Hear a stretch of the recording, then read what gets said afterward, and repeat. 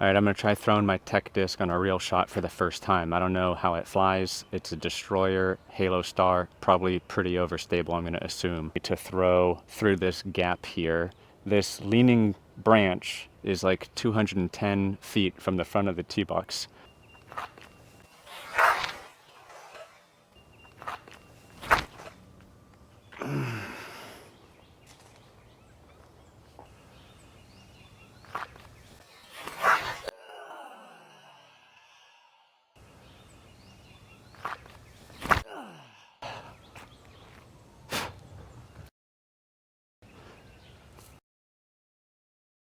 Alright, so I ranged it to 383 and the sim shows it going 10% further, so 90% accurate, which is pretty good for it not being able to account for the wind on the course, and also it's simulating a regular disc flying, not a disc with a sensor attached to the middle. In person it flipped more than I was expecting for being a Halo Star destroyer, but after thinking about it some more it makes sense because there was possibly a little bit of headwind that I didn't feel because you know in the woods there's areas that are protected from the wind and then other areas where some of the wind gets through, and you can see the trees swaying a little bit.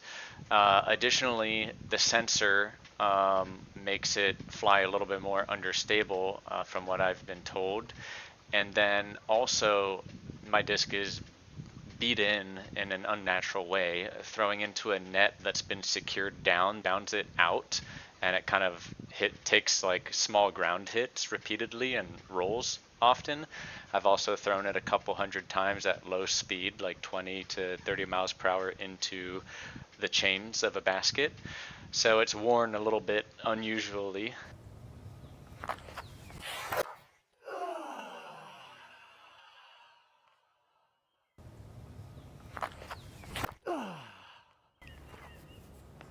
Turn that one over. Compared to the last one, this one has a similar amount of hyzer, but is a couple miles per hour faster, nearly 100 less spin, and significantly more nose down. All of those things increase turn.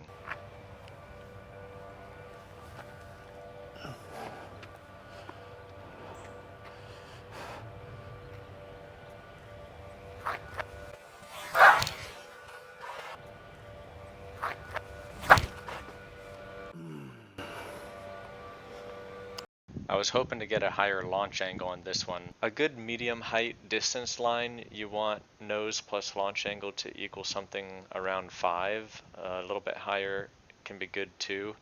If you go higher than that, then you're going to have a higher line and you're going to need turn to hold for longer if you want full distance, and so you're going to need more airspace.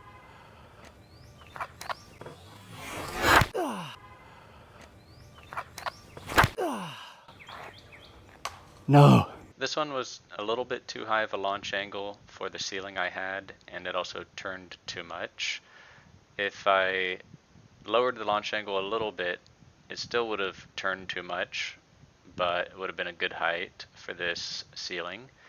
And if I used a more stable disc or more hyzer or more spin to control the turn, then it would have been great for this gap.